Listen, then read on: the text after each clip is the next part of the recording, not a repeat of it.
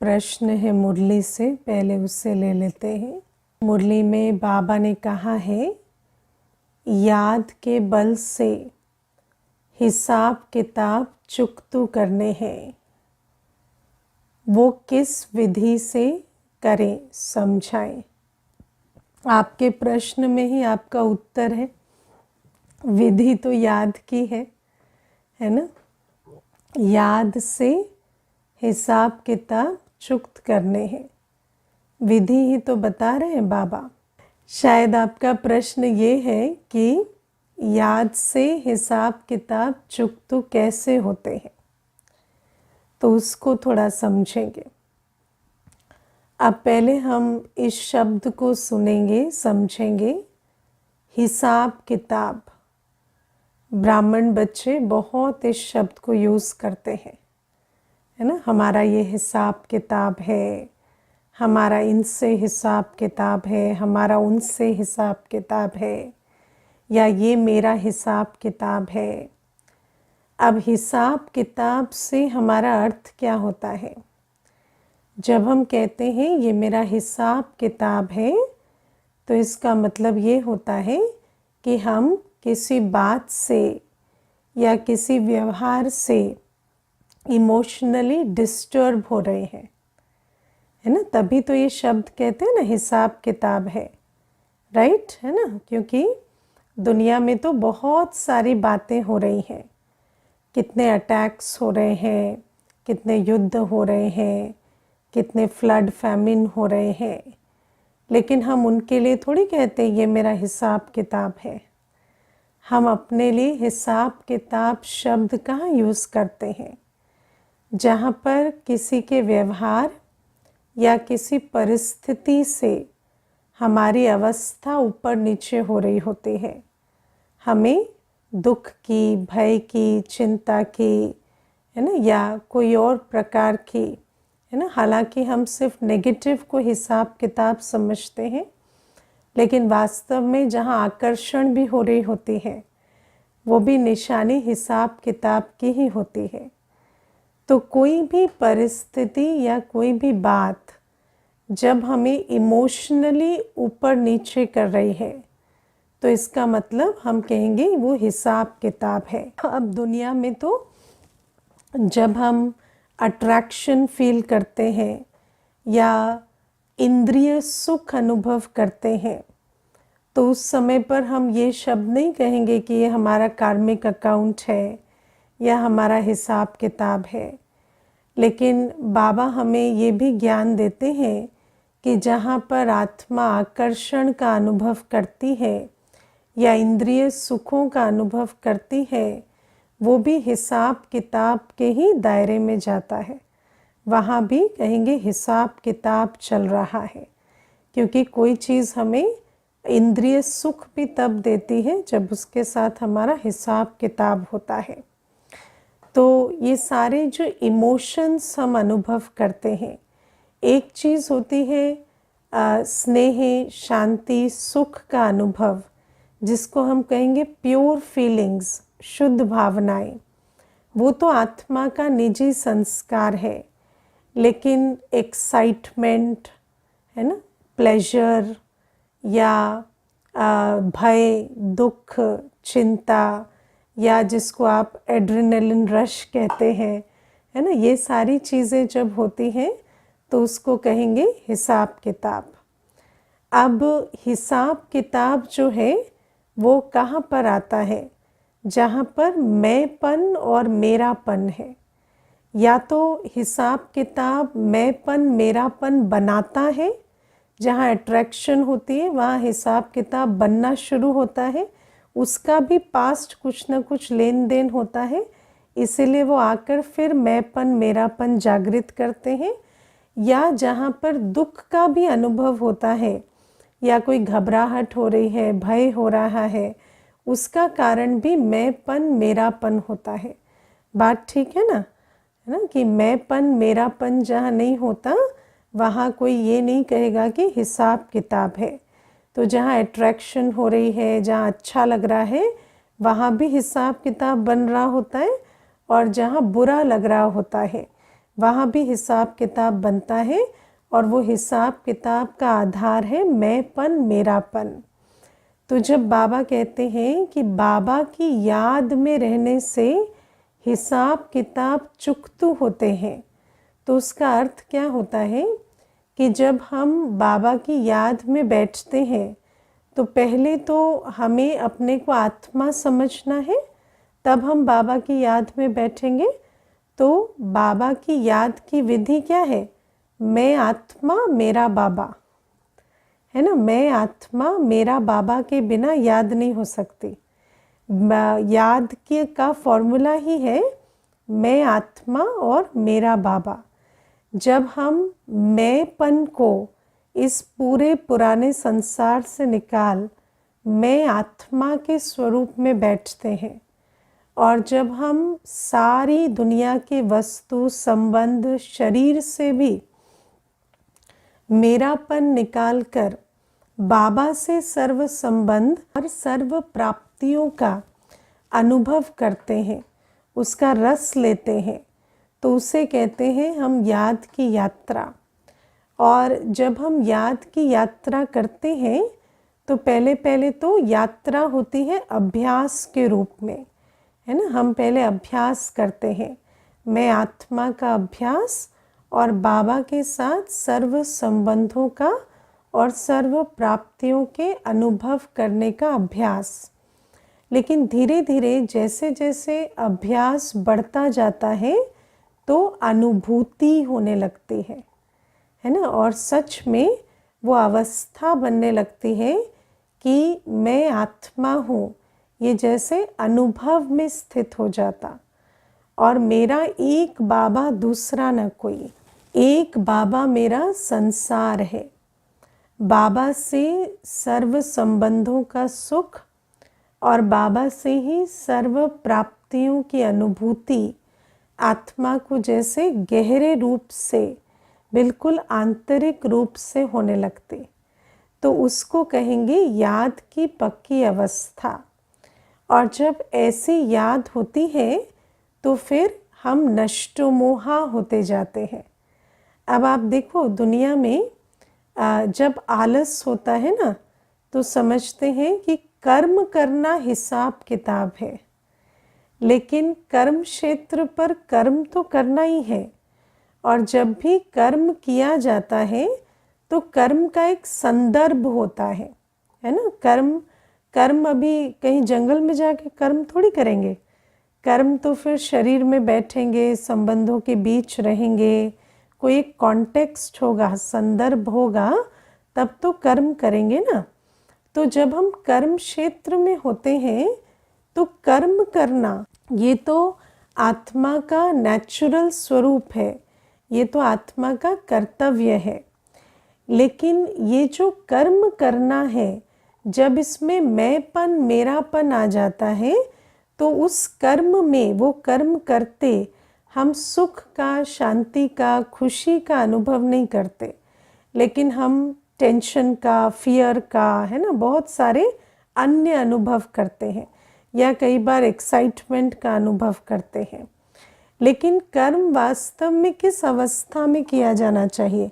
एक रस अवस्था में। और जैसे जैसे हम पक्के अच्छे योगी बनते जाते हैं, जैसे जैसे नष्टो मोहा बनते जाते हैं और हमारी अवस्था ऐसी हो जाती है कि मैं आत्मा और मेरा बाबा, और सारी दुनिया से मैंपन, मेरापन निकल जाता, तो जब हम कर्म करते तो एक रस स्थिति में कर्म करते हैं, है ना। तो कर्म तो करेंगे, लेकिन जैसे कर्म करते कर्मातीत रहेंगे।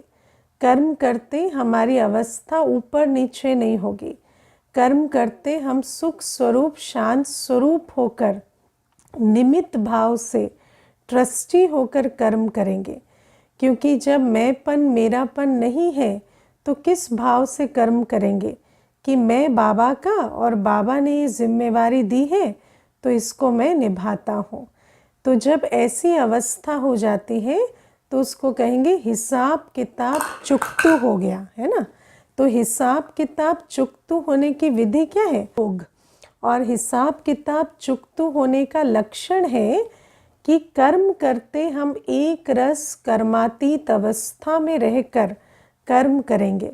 दुखी होकर, परेशान होकर, डर से, भय से या एक्साइटमेंट से, आकर्षण से कर्म नहीं करेंगे, या किसी इच्छा या आशा से, या ये मिले वो हो, इस बातों से में फंस के कर्म नहीं करेंगे।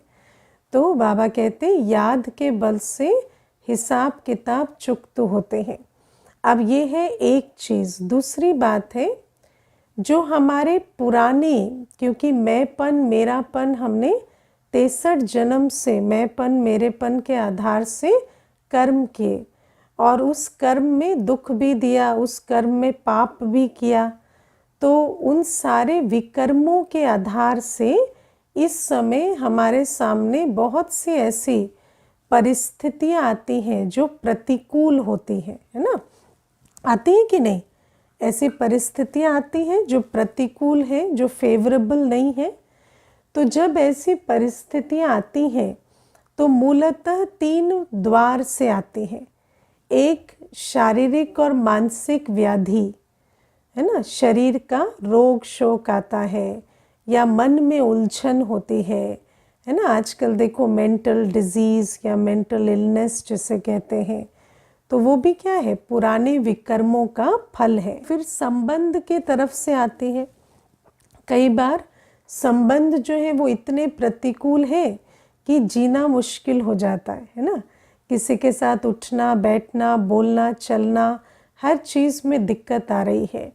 या ऐसा होता है कि खाने को भी नहीं है, इतनी धन की समस्या या परिस्थितियाँ ऐसी प्रतिकूल हो जाती हैं। तो उस समय पर कहेंगे कि हिसाब किताब जो है वो सामने आ रहा है, क्योंकि पुराने जो विकर्म का बोझ है वो हमें अनकंफर्टेबल करता है, हमें ऐसी परिस्थिति अच्छी नहीं लगती। लेकिन बाबा हमें कहते इसका भी सल्यूशन योग बल में है, क्योंकि जब हम योगी होते हैं ना, तो उस समय पर हम अतीन्द्रिय सुख स्वरूप होकर कैसी भी प्रतिकूल परिस्थिति हो, उसे अतीन्द्रिय सुख के बल से, बाबा की याद के बल से हम उसे पार कर पाते हैं, है ना? मान लो शरीर का कष्ट भी है, तो उस समय पर आपका अमृत वेला नहीं रुकेगा, आपकी सेवा नहीं रुकेगी। मान लो मनसा में भी कोई उलझन है, लेकिन उस समय पर भी आप बाबा की याद से एक्यूरेट निर्णय लेकर और मंजिल पर पहुंच पाएंगे। तो बाबा कहते हैं कि जैसे जो पुराने हिसाब किताब सामने आते हैं ना, तो कई बार वो क्या करते हैं कि नया श्रेष्ठ कर्म करने में या अपने जीवन में सुख शांतिमय स्वरूप से कर्म कर भाग्य बनाने में बाधा डालते हैं, है ना?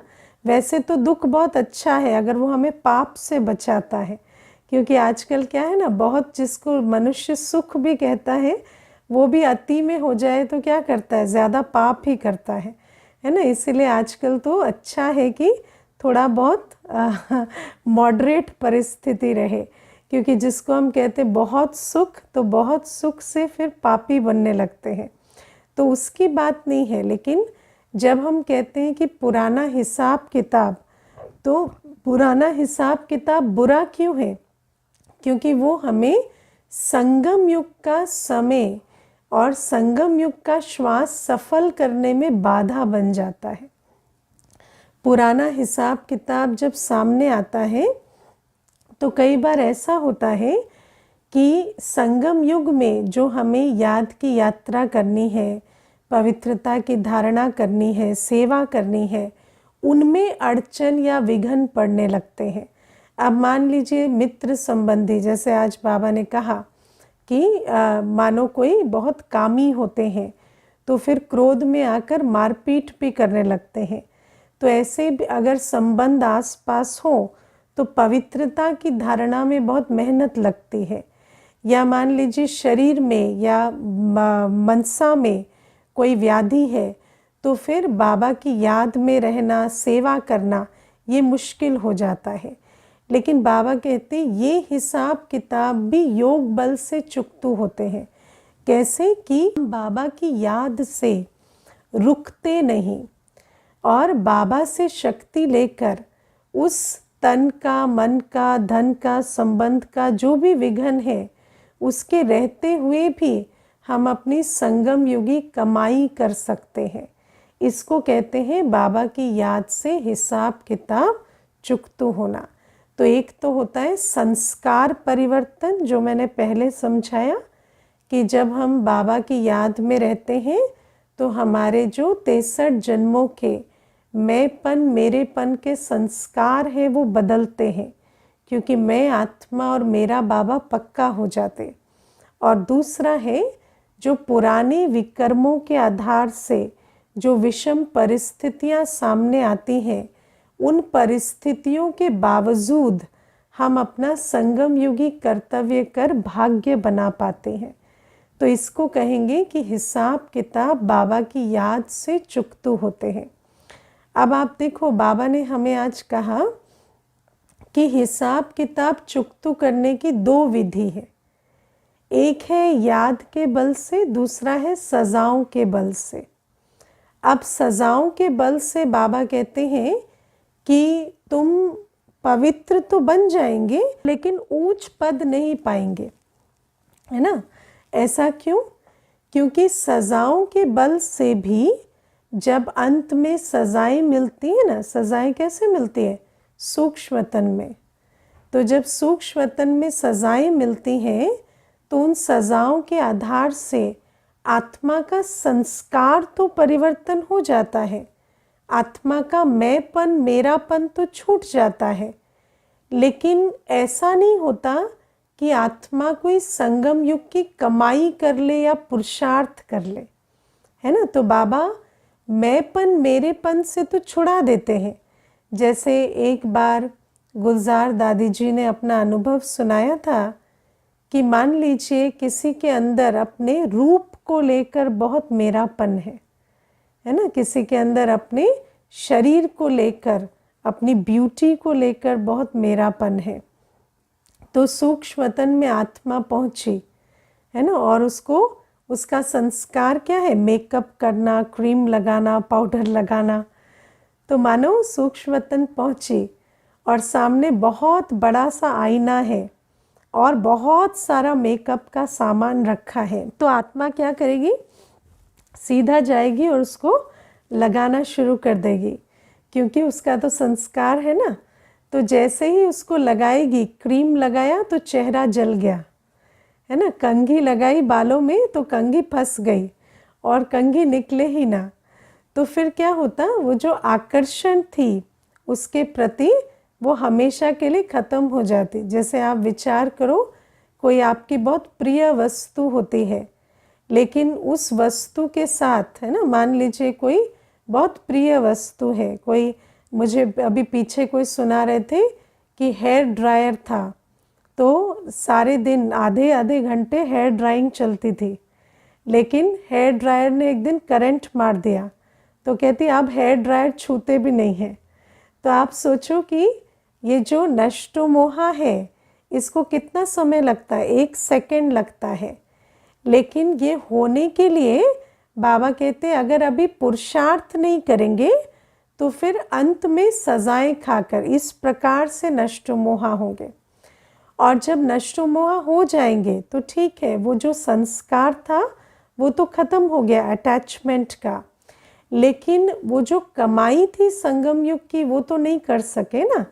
इसीलिए बाबा कहते कि अगर सजाओं के बल से पावन बने तो पावन तो बन जाएंगे और चले भी जाएंगे घर, लेकिन ऐसा नहीं कि ऊंच पद पाएंगे, क्योंकि ऊंच पद पाने के लिए तो याद की यात्रा चाहिए और सेवा का बल चाहिए। और क्योंकि संगम युग में कुछ किया नहीं, अंत में सजाएं खाई, तो सेवा द्वारा जो पुण्य का खाता जमा होना था वो तो नहीं हुआ ना, तो इसीलिए ऊंच पद उनको नहीं मिलेगा। तो बाबा ने हमें किस विधि से पावन बनने का आज श्रीमत दी है? याद के बल से, है ना। हमें सजाएं नहीं खानी है, पक्का ना, सजाएं नहीं खाएंगे, या इतना सुनकर भी फिर याद के बल से पावन नहीं बनेंगे। तो कितने जन समझते हैं हम योगी हैं, हम याद में रहते हैं। हाँ, याद में रहते हैं, अपने को आत्मा समझ बाबा की याद का अभ्यास पुरुषार्थ करते हैं। हाँ, कई ऐसे हैं जो सिर्फ ज्ञानी है ना, ज्ञान से काम चला रहे हैं लेकिन योग का बिल्कुल लेश मात्र भी नहीं है। लेकिन बाबा कहते योग बल चाहिए, क्योंकि देखो योग का नियम है, जिससे योग रखते हैं ना उसकी अवस्था हमारी अवस्था बनती है। और कर्म में परिवर्तन करने के लिए अवस्था में परिवर्तन आवश्यक है, क्योंकि कर्म का आधार ज्ञान नहीं है, कर्म का आधार अवस्था है ना। ज्ञान कितना भी हो, जब कर्म में आएंगे ना, अगर अवस्था अच्छी नहीं होगी तो अंदर देखा है ना द्वंद्व चलती है। मन कहेगा ऐसा मत कर मत कर मत कर, और करते रहेंगे, क्योंकि स्वराज अधिकारी नहीं है, बाबा की याद का बल नहीं है, अवस्था ऊंची नहीं है, तो भले ही समझेंगे ये राइट है या रॉन्ग है, ये राइट है वो रॉन्ग है, लेकिन करेंगे वो जो रॉन्ग है, वो नहीं कर सकेंगे जो राइट है। इसीलिए बाबा हमें बहुत अच्छे से समझाते हैं कि तुम्हें योग बल से पावन बनना है।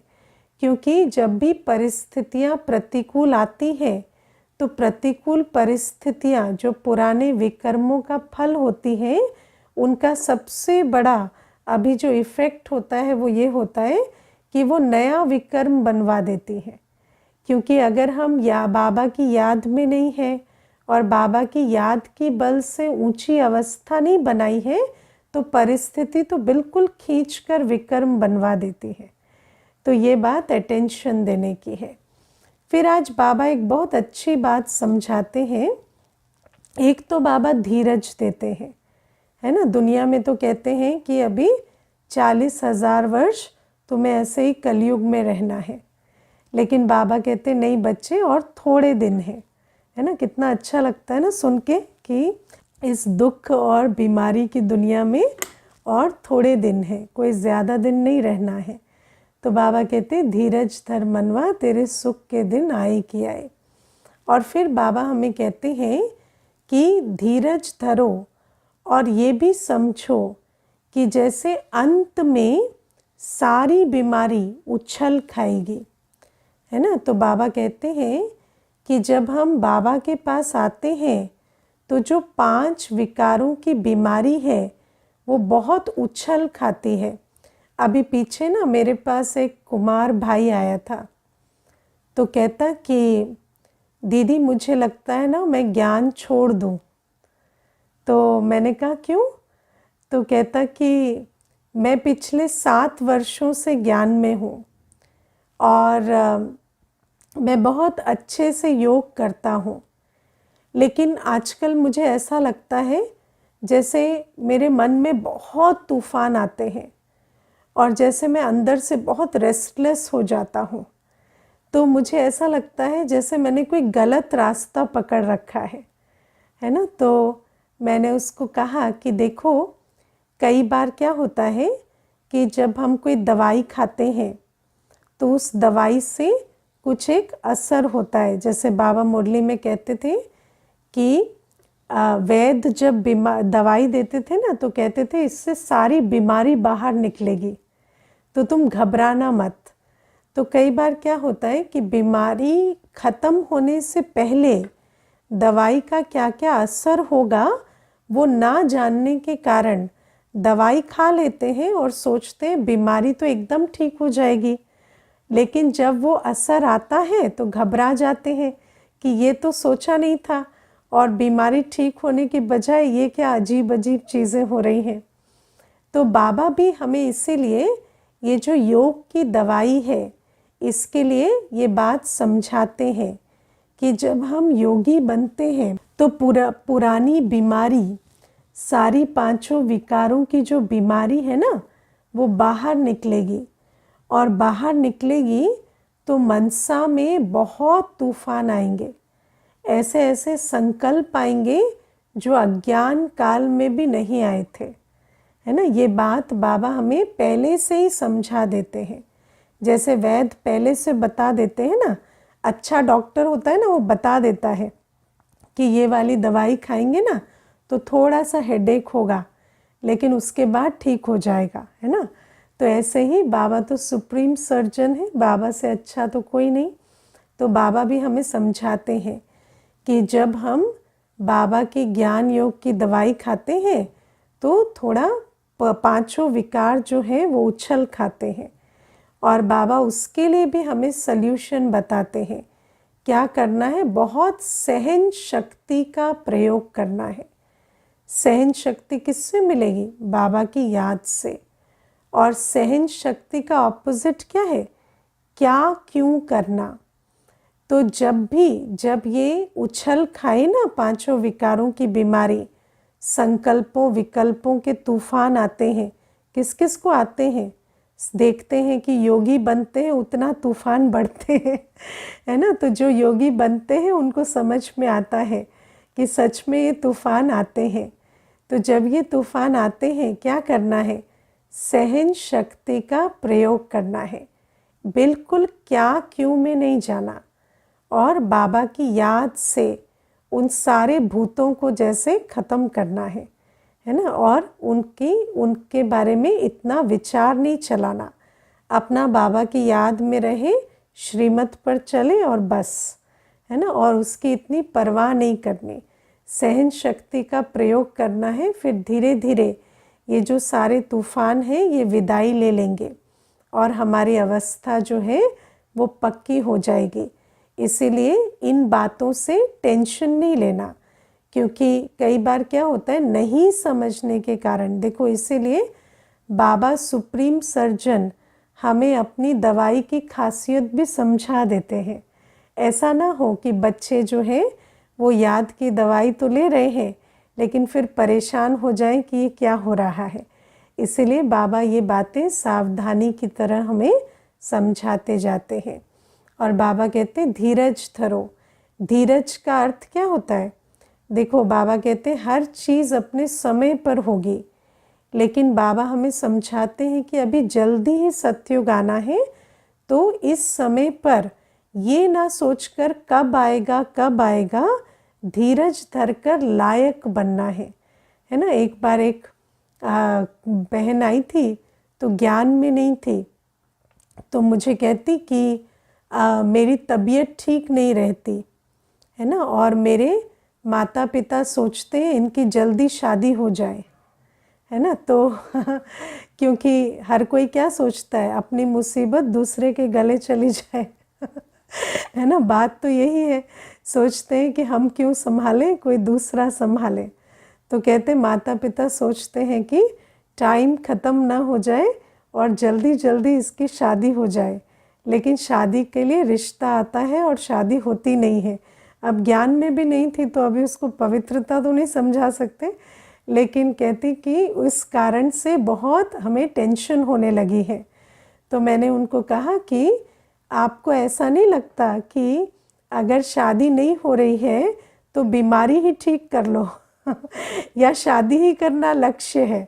अगर ये देखो कारण क्या दे रहे हो कि बीमार है तो जल्दी शादी हो जाए, लेकिन अगर शादी नहीं हो रही है तो आप ये क्यों नहीं समझते? हो सकता है ड्रामा कह रहा हो कि अभी आप अपनी हेल्थ पर ध्यान दो और अपनी बीमारी को ठीक कर लो, तो शायद शादी की ज़रूरत ही ना पड़े आपको, और कम से कम गलत कारण के लिए तो ना पड़े ना।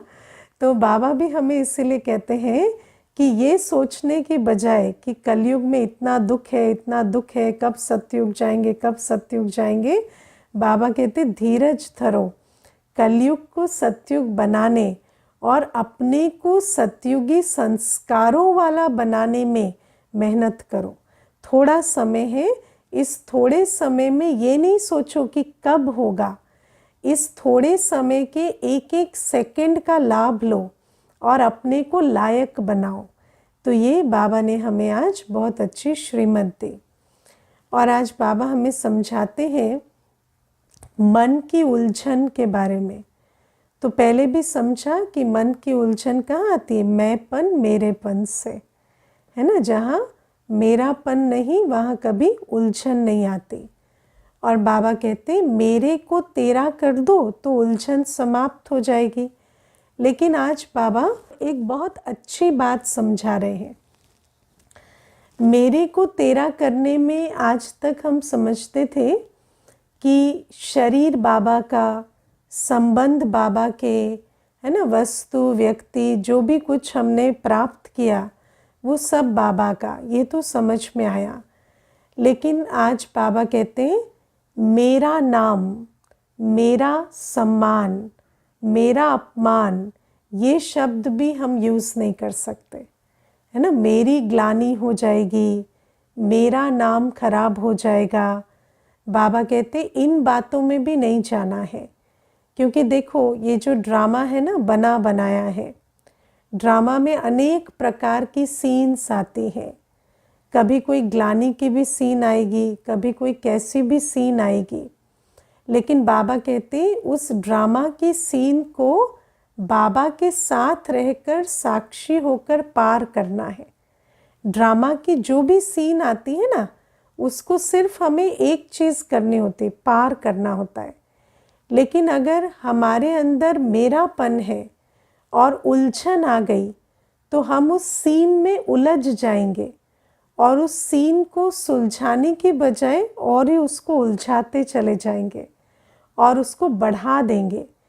इसीलिए बाबा हमें कहते ड्रामा में अगर नाम खराब होने की भी या ग्लानि की भी कोई सीन आई तो उस सीन को भी बाबा, मैं बाबा का, बाबा मेरा, और मेरा नाम, मेरी ग्लानि कुछ नहीं है, सब कुछ बाबा का है, ऐसा समझकर बाबा को साथ लेकर साक्षी होकर उस सीन को भी पार कर लेना है। और उस सीन के आधार से अपने अंदर कोई दुख, अशांति या ट्रॉमा भी नहीं लाना है और उसमें उलझकर फिर कोई और विकर्म भी नहीं बनाना है।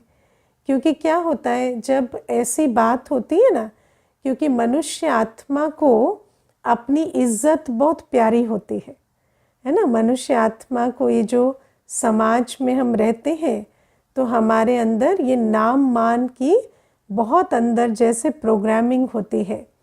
तो अंदर क्या होता है कि मेरा नाम, मेरा नाम खराब ना हो जाए, मेरी ग्लानि ना हो जाए, तो बहुत अंदर ये डीप सीटेड होता है। और इसी कारण से अगर कोई ऐसी बात ड्रामा में होती है तो आत्मा क्या करती है, उसको रिवर्स करना चाहती है। वो नहीं चाहती कि ऐसी बात हो, और रिवर्स करने के चक्कर में, क्योंकि आत्मा अपने आपे में नहीं है, क्योंकि उस समय तो डिस्टर्ब हो गई है ना, जहाँ अटैचमेंट है वहाँ उलझन हो गई है, डिस्टर्बेंस हो गई है। तो एक डिस्टर्ब्ड आत्मा जब कोई चीज़ सॉल्व करने जाती है तो सॉल्व होने की जगह और ही ख़राब हो जाती है। आपने देखा है ना, कोई सब्ज़ी बिगड़ गई है और आप डिस्टर्ब हो गए, फिर उसको ठीक करने जाते हैं तो और बिगाड़ देते हैं। तो बाबा हमें कहते हैं ऐसे ही जब ऐसी भी कोई सीन आ जाए तो समझना है कि ये भी ड्रामा की सीन है और बाबा को साथ ही रख साक्षी होकर मुझे इस सीन को पार करना है और उसमें उलझ कर और उस सीन को और उलझाना नहीं है। जैसे आई है सीन वैसे पार हो जाएगी और मुझे साक्षी होकर उस सीन को पार करना है और अपना संगम युग की स्थिति को खराब ना करते हुए, संगम युग श्रेष्ठ कर्म को ना छोड़ते हुए, अपना भाग्य बनाते हुए उस सीन को पार करते चले जाना है। अच्छा, ओम शांति।